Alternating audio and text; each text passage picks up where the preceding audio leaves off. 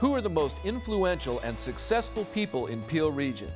Whether it's politics, sports, business, entertainment, or public service, find out about the leaders in your community right now on Peel Achievers. Your hosts, Vivek Kohli and Jenna Lee Creelman. Welcome to Peel Achievers. Thank you for tuning in. I am Jenna Lee Creelman. And I'm Vivek Kohli. Have you ever wondered who your own neighbors are? There could be a very popular musician living just 3 doors down from you. Well, not to worry if you don't know, because we will be helping you get to know some of the most talented and ambitious people in our own community. We will be sitting down to talk with entrepreneurs, politicians, athletes, and today we have a very respected educator and humanitarian, Mr. Bob Garton. Yeah, and Mr. Bob Garton has been a principal, he has been a teacher, and he has been a coach too. A very interesting personality. Let's welcome on our show Mr. Bob Garton. Bob Garton has spent 36 years as a teacher and a principal in 6 schools. Bob Garton has served as principal at Central Peel Secondary School and Turner Fenton Secondary School. He has also taught at 3 faculties of education, including York, OSC, and Damon College in New York State. He also coached the Humber College basketball team in late 70s and has been a community and high school coach for football, hockey, baseball, and basketball. Bob completed his honors BA in History and Geography and a B.Ed in History, Geography, Elementary, and M.Ed in Administration. Bob Garton was recognized by Premier and Education Minister for contributions to education upon retirement 2 years ago. He is currently working part-time training new administrators and working as the coordinator of New Peel Academy for international students at Clarkson Secondary School. Under Bob Garton's tenure, Turner Fenton had distinctions of being the first school to have the high skills major chef training program in Ontario. Bob also created alternative school programs for students who could not be successful in traditional high school day programs, such as risk students and elite athletes. He was also on the team that created the Middle Years International Baccalaureate program at Turner Fenton Secondary School and linked to W.G. Davis Public School for students from grade 7 to grade 10. Bob Garton was also on the team that created a humanitarian trip to Africa for high school students. Till date, there have been 5 trips with students and 1 with staff to Kenya, Tanzania, and Uganda, and Bob has been on 2 of these trips.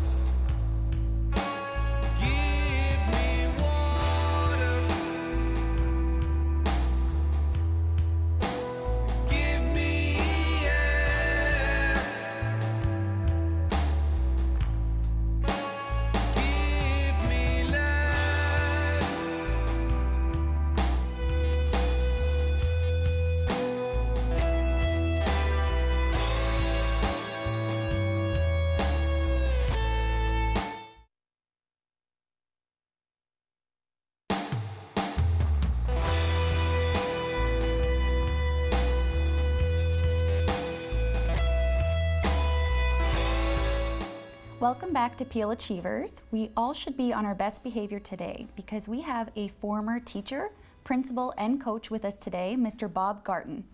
Bob, thank you so much for joining us today. It's a pleasure to be here. Yeah, welcome to our studio, Bob. Thank you. Bob, you have a very vital role in our community. You have been helping to influence and shape our youth through education and sport, and you have been a role model for our teachers as a principal. And you are a great example for all of us with your humanitarian efforts. So please tell us, most people know you as always being an educator, a leader, a teacher, but we would like to know how you were as a student. Well, I always loved school, first of all, I can honestly say, and that's that. an honest opinion. I think what drove me to come to school a lot were the athletics, as opposed to the learning at first, but then at a later age, I think you start to love learning. And I always loved the relationships with the people. That's where my friends always were, and that's where relationships were developed. And I found getting involved in school was really where the fun was. And unlike today when I went to school, I think that we spent a lot more time with people and less time with technology or on the computer. So if you, yes. if you didn't find it in school, you wouldn't find it other places. Great. And did you always know that you wanted to be a teacher, or was it something that gradually came to you with, you know, having a better appreciation over time for learning, like you said? It was in the back of in my mind. I have a family of teachers, so you always think about it, although we've taught at different grade levels and institutions. But at one time, I guess when I first graduated, I applied to law school and got accepted and, wow. and didn't end up going. So because of I guess the love of learning and the idea of having relationships and knowing what other people have given to me. So you always want to make decisions. You hope you make the right one. Yeah, for sure. And it's nice to see, you know, someone who obviously is passionate about it, because it is important when you are going to be a leader and an educator of youth that you genuinely love your job and that it's something that you want to do, that it's not your backup plan. A lot of teachers today go into university for one thing and then teaching kind of becomes their backup. But with you, it was the opposite. You went in for law and then you decided that you wanted to be a teacher. Yeah, no, definitely teaching has always been in my mind. And definitely if you go into teaching, you have to have the passion. And you told us that most of the people in your family are also teachers, and so tell us more about who all influenced you to Well, be a teacher. both my parents were teachers, but they were both elementary teachers, Okay. both in very different backgrounds. My brother-in-law is a university professor. My sister was a lawyer and is now a teacher. My wife went through teachers college and decided to join the airlines instead. And now she's an artist, so it's there, but we've all done very different things. Wow, what a family of educated people. I really appreciate. You have been a principal yourself. So do you recall any of your principal, like when you were a student, whom you were very influenced with or you look forward to? To tell you the truth, it's embarrassing, but probably not. No? I remember teachers but I really don't remember principals very well at all. And it's unfortunate because maybe I should have known them better, or they should have known me better. Yeah.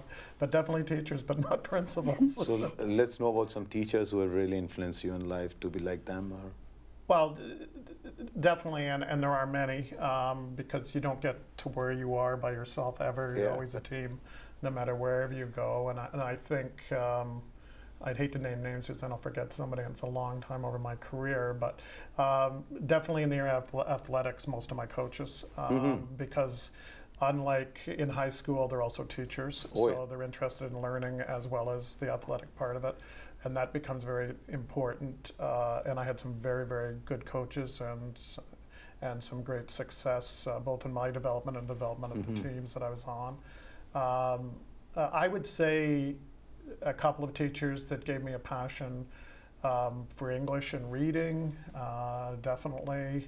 I do remember my grade 13, and they had grade 13 in those days, my math teacher there, because he excited me about math, and before that I wasn't excited at all about math. Wow. So that was something else as well.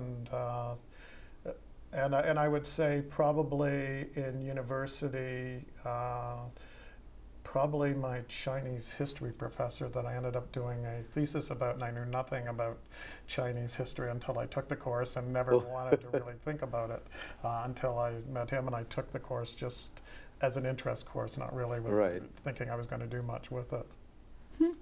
So you were saying earlier that you didn't really get to know your principals, and you know, maybe it was because you didn't make the effort or they didn't. Did you make sure that you took the time and effort to have FaceTime and be interactive with your students when you were a principal? I would hope my students would say yes. I mean, that'd be my first thing.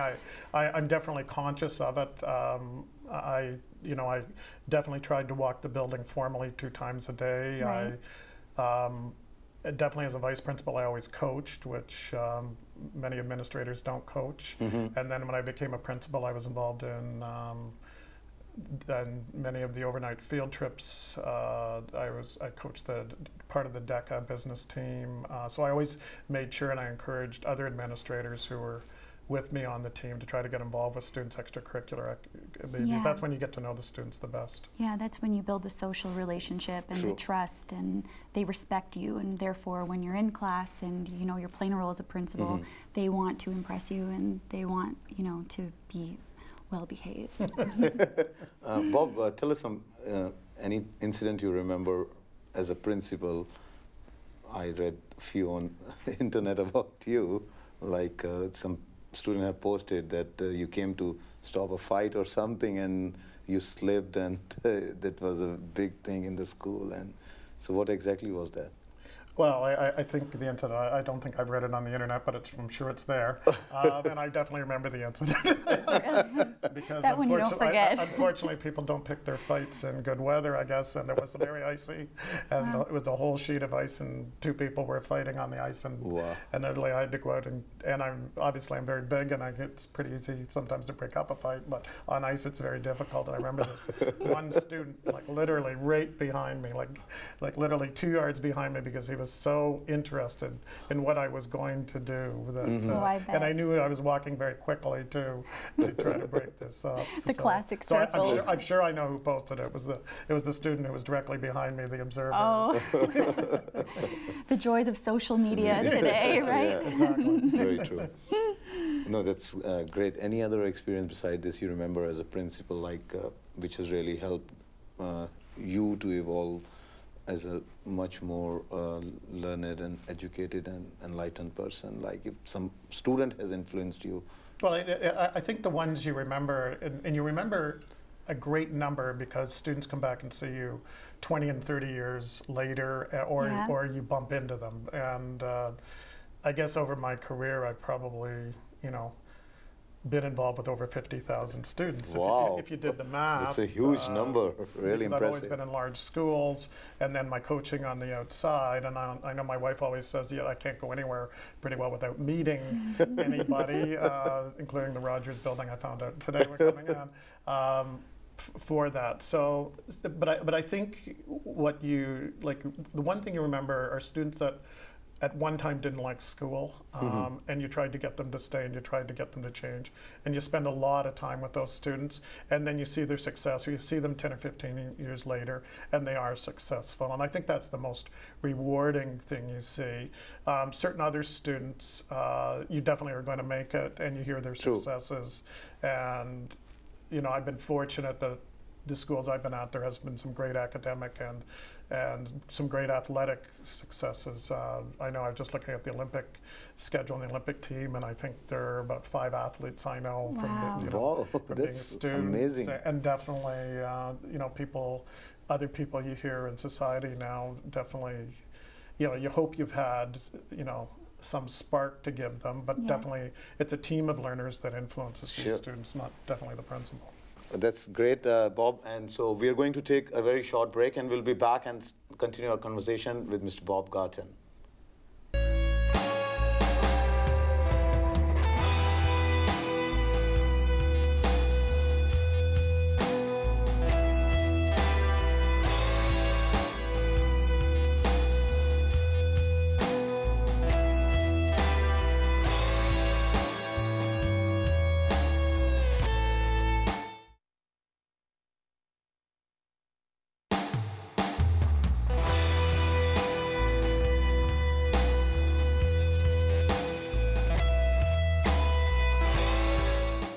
Welcome back to Peel Achievers. We have a very respected guest here today, Mr. Bob Garton, a former principal, teacher, coach, a humanitarian, and a recognized leader in the Peel Board of Education.